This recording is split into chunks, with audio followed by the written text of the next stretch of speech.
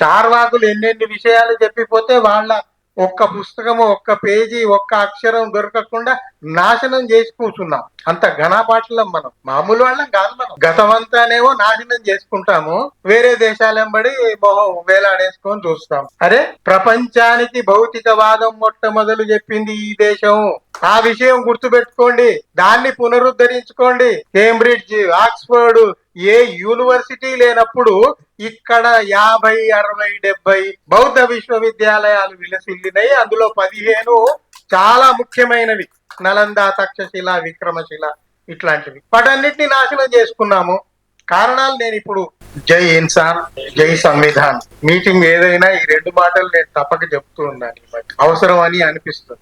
దామోదర్ గారి మీద ఉన్న గౌరవం వల్ల ఈ రోజు నేను ఈ సభకు రావటం జరిగింది. ఒక విషయం స్పష్టంగా చెప్పాలి, దామోదర్ గారిని నేను కలవలేదు.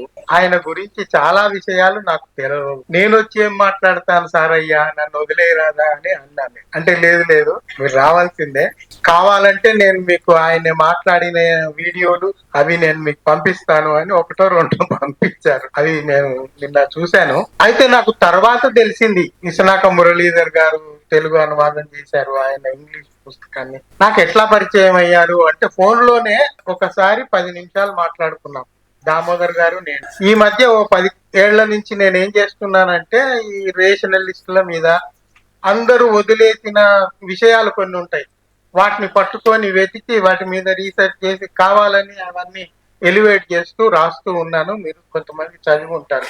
ఆ రకంగా పెరియార్ గురించి కొన్ని, ఆయన దేవుడి మీద కొన్ని ప్రశ్నలు లేవనెత్తితే వాటి గురించి రాద్దామని రాశాను. అది చదివి దామోదర్ గారు ఫోన్ ఎక్కడ పట్టారో మన నా ఫోన్ నెంబరు సంపాదించి, మీ వ్యాసం చదివాను, చాలా బాగుంది, అద్భుతంగా ఉంది అని అభినందిస్తూ మాట్లాడారు. అప్పుడే నేను అడిగాను, మీరెవరు, ఎక్కడుంటారు, ఏంటి అంటే అప్పుడు చెప్పారు, నేను ఇంజనీర్ను, ఇక్కడ ఉన్నాను, హైదరాబాద్ లో ఉంటే మరి మనం తప్పకుండా కలవాలి అని అన్నాను. అదేంటో గాని మా ఇద్దరి కలయిక కుదరలేదు. ఇదంతా జరిగి 2 ఏళ్ళు 3 ఏళ్ళు అయింది. అయితే నేను ఆ 2-3 ఏళ్ల కాలంలో ఈ ఇండియాలో లేకపోవటం, మిగతా కార్యక్రమాలు ఏవో మేము కలవటానికి వీలు కాలేదు. కట్టిమని ఆయన మరణ వార్త మొన్న వినాల్సి, అయ్యో నేను కలవకుండానే ఇట్లా అయిపోయిందే అని. అయితే మిత్రుల ద్వారా ఆయన చేస్తున్న పనులన్నీ నాకు తెలుస్తున్నాయి. ఆ మంజయ్ వసంతన్ అని ఒక ఆయన తమిళ రైటర్ ఉన్నాడు, ఆయన పెరియార్ మీద పుస్తకం రాస్తే అదేమో మన దామోదర్ గారికి బాగా నచ్చింది, దాన్ని ఇంగ్లీష్ లో చేశారు.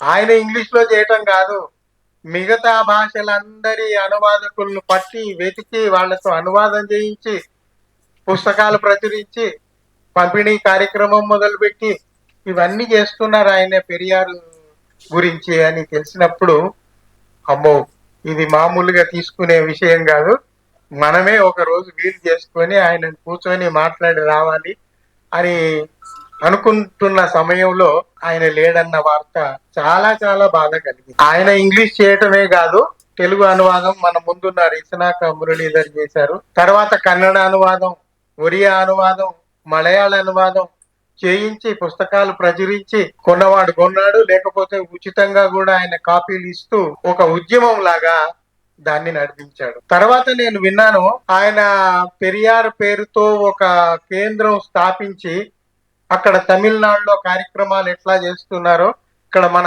తెలుగు రాష్ట్రాల్లో కూడా అలాంటి కార్యక్రమాలు చేపట్టాలని ఆయనకు బలమైన కోరిక ఉంది, చేయాల్సింది.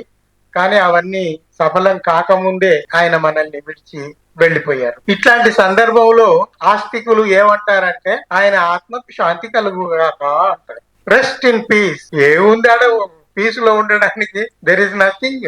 ఆత్మ అనేదే లేదు. పెరియార్ చెప్పాడు, గౌతమ బుద్ధుడే చెప్పాడు 2500 ఏళ్ల కింద, దేవుడు లేడు, ఇవన్నీ కార్యకారణ సంబంధం వల్ల జరుగుతున్నాయి అని.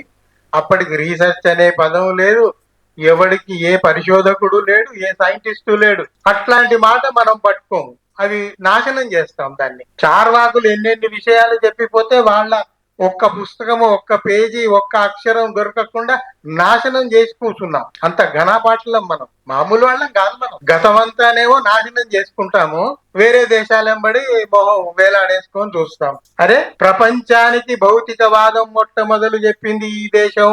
ఆ విషయం గుర్తుపెట్టుకోండి, దాన్ని పునరుద్ధరించుకోండి. కేంబ్రిడ్జ్, ఆక్స్ఫర్డ్, ఏ యూనివర్సిటీ లేనప్పుడు ఇక్కడ 50, 60, 70 బౌద్ధ విశ్వవిద్యాలయాలు విలసిల్లినాయి. అందులో 15 చాలా ముఖ్యమైనవి, నలంద, తక్షశిల, విక్రమశిల ఇట్లాంటివి. వాటన్నిటిని నాశనం చేసుకున్నాము. కారణాలు నేను ఇప్పుడు మాట్లాడను, ఎందుకంటే అవన్నీ ఎత్తితే గంటలు గంటలు పడుతుంది. అవన్నీ నాశనం అయిపోయినాయి. అంటే ప్రపంచంలో యూనివర్సిటీ అనేది లేనప్పుడు ఇక్కడ యూనివర్సిటీలు ఉన్నాయి.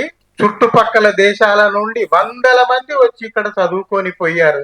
జ్ఞాన కేంద్రంగా ఉంది. బౌద్ధం ప్రకారము ఆత్మ కాదు జ్ఞానం. ఆ జ్ఞానమే ఒక తరం నుంచి ఒక తరానికి పోతుంది అని వాళ్ళు చెప్పారు. మనమేమో జ్ఞానం మర్చిపోయాము. ఆత్మ ఉంటుంది, అదేమో వెళ్ళిపోతుంది, అది ఎక్కడికో పోతుంది, అక్కడ ఉంటుంది, స్వర్గంలో ఉంటుంది. ఆ స్వర్గంలో రక్షణగా ఉండాలి, దానికి మనం శాంతి చేయాలి. ఈ శాంతి చేయాలన్నోడు వాడు బిజినెస్ చేసుకుంటాడు. అది మనం గ్రహించుకోం. అసలు ఆత్మనే లేకపోతే దానికి శాంతి ఎక్కడా, రెస్ట్ ఇన్ పీస్ ఎక్కడా? అసలు ఏమన్నా అర్థం ఉందా దానికి? లేదు. హేతువాదులు, రేషనలిస్టులు, నిరీశ్వరవాదులు ఇవన్నీ ఇట్లా మాట్లాడతారు కాదు. నేను సైన్స్ ప్రొఫెసర్ గా మాట్లాడుతున్నా. There is no soul at all. Science అది ప్రూవ్ చేయలేదు. పెద్ద పెద్ద సైంటిస్టులు చెప్పారు. ఐన్స్టీన్ చెప్పాడు, లివెనాక్ చెప్పాడు, బోలెడంత మంది చెప్పారు. ఎందుకు చెప్పారంటే ప్రూవ్ కాలేదు కాబట్టి. చాలా మందికి తెలియని విషయం ఒకటి ఉంటుంది. కొందరు 50 ఏళ్లకే పోతారు, కొందరు 60 ఏళ్లకు పోతారు, కొందరు 70, 80 ఏళ్ళు, 90 ఏళ్ళు కూడా ఉంటారు. ఎందుకండి ఇట్లా అంటే, ఎవడైతే నీతిబద్ధంగా ఉంటాడో, ఎవడైతే రేషనలిస్ట్ గా ఉంటాడో, ఎవడైతే సైంటిఫిక్ టెంపర్ తో ఉంటాడో, ఎవడైతే ప్రశ్నను భుజాన వేసుకొని బతుకుతాడో వాడు ఎక్కువ కాలం బతుకుతాడు. ఎక్కడికక్కడికి భజనలు చేస్తూ, ఎక్కడికక్కడికి పూజలు చేస్తూ, ఎక్కడికక్కడికి రాజీ పడుతూ చేసేవాడు ఎక్కువ కాలం బతకడు. అసలు సైంటిఫిక్ రీజన్ అది కూడా చెప్తాను. సైంటిఫిక్ రీజన్ ఏంటంటే, మనం ఎట్లా బతుకుతున్నాం? గాలి పీల్చి వదులుతున్నాము, ఆక్సిజన్ ఇంటేక్ ఉంది, అది రక్తాన్ని శుభ్రం చేస్తుంది, ఇదంతా మనకు తెలుసు. మనం గాలి పీలుస్తున్నామంటే ఆ గాలి ఎక్కడికి పోతుంది? అవయవాల్లోకి పోయి జీవ కణాల్లోకి పోతుంది. ఎక్కడ ఏ జీవ కణాలైతే, ఏ శరీరంలో ఉన్న జీవ కణాలైతే ఎక్కువ ఆక్సిజన్ ను గ్రహించి నిలవగలవో ఆ జీవ కణం ఎక్కువ కాలం బతుకు. Intake of oxygen, if intake of oxygen is more, that cell will survive for more time. ఆ సెల్స్ ఎక్కువ కాలం బతికితే ఆర్గాన్ ఎక్కువ కాలం బతుకుతుంది, మనిషి ఎక్కువ కాలం బతుకు. సో ఎవరి శరీరంలోనైతే ఆక్సిజన్ ఇంటేక్ ఎక్కువ ఉండి దాన్ని రిటైన్ చేసుకోగలుగుతారో వాళ్లే ఎక్కువ కాలం బతుకుతారు. ఇది సైంటిఫిక్లీ ప్రూవెన్ ట్రూత్. అనేక కారణాల వల్ల కొందరి ఆక్సిజన్ ఇంటేక్ సరిగా ఉండదు. కొన్ని వ్యాధులు ఉంటాయి, కొన్ని వారసత్వంగా వచ్చేటివి ఉంటాయి, కొన్ని వాతావరణ పరిస్థితుల వల్ల వచ్చేవి ఉంటాయి. ఇప్పుడు ఆ ఢిల్లీ చూడండి, గాలి పీల్చి వదలటానికి లేకుండా అయిపోయింది. మహామహులందరూ, పెద్ద పెద్ద అధికారంలో ఉన్న మూర్ఖులందరూ అక్కడే ఉన్నారు. దాని మీద వాళ్ళకి పట్టింపు లేదు, దాని మీద పార్లమెంట్ లో చర్చ జరగరు.